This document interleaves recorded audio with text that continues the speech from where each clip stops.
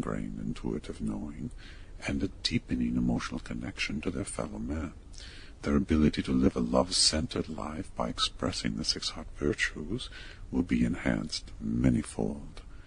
This core group, having already developed the habits of fluid understanding, relaxed perceptions, and an unbreakable trust in the benevolence of the universe and its superintelligence, will have new creative powers because they will operate as one and not as individuals.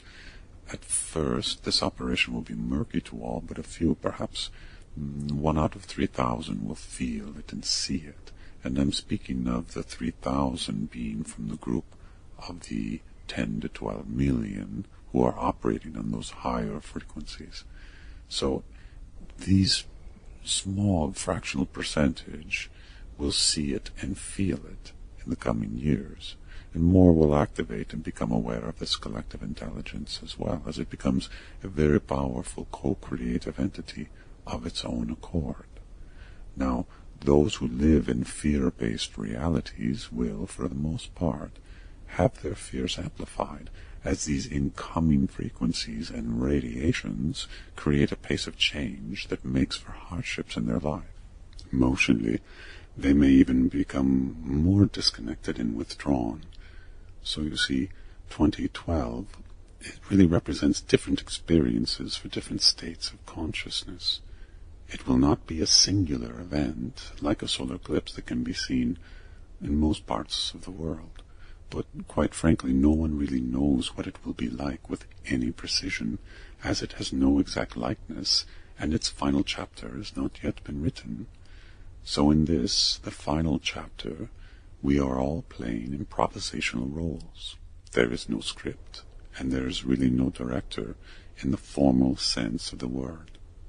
Instead, we are allowed by First Source to choose our destiny, live a love-centered life and follow Earth's ascendancy, or live a fear-based life and remain in the third-dimensional frequency grid, with its inherent limitations intact.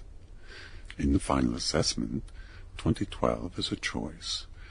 Only those who are willing to undergo a fundamental revisioning, a new perspective, let's say, of the nature of reality, and open and avail themselves to the power of collective intelligence and how this intelligence restructures the face of humanity. Only they will really see 2012 as it is. All others will see illusions and, in a sense, be forced to live in the shadows of the real experience. Yeah. I know this is one of those really broad questions, James, but I saw an article the other day that said the number one, or I don't know, maybe number two thing that was being searched on in China, and I'm speaking of like the Google of China, if you will, was the phrase, "Why are we here?" So, in other words, why are any of us incarnated at this time, and what is our purpose? Again, I know it's a really broad question, but I actually get a lot of email around that subject from people. And when I saw this search result from the China Google, it just sort of like, okay, so it made my list, as you can see here. Oops, sorry. And so I just wanted to get your perspective on that. Mm-hmm. Well, people who live in these times, they want to feel a personal involvement in the collective human destiny. Mm-hmm.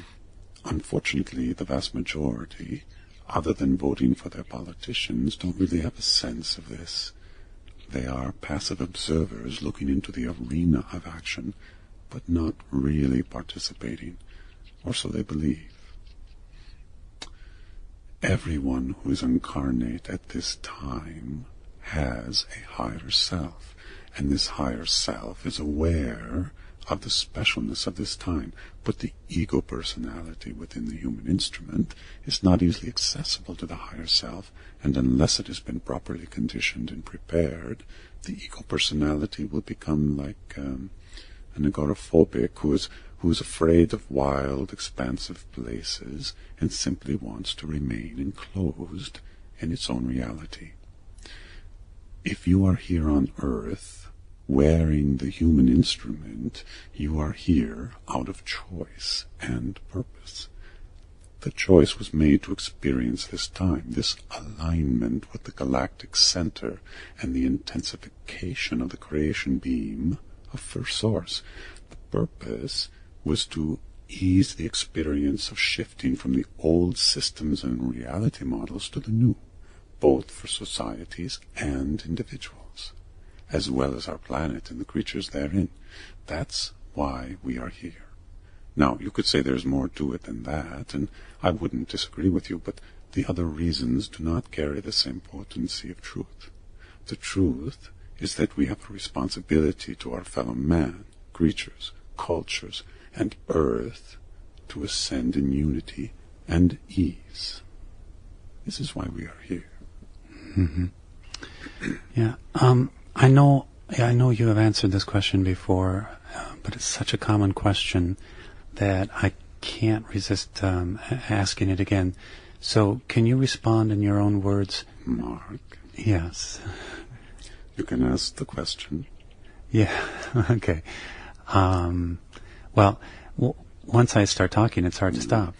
I understand. It's a discipline we can all probably practice a bit more. Okay, so here's the question. Actually, two questions.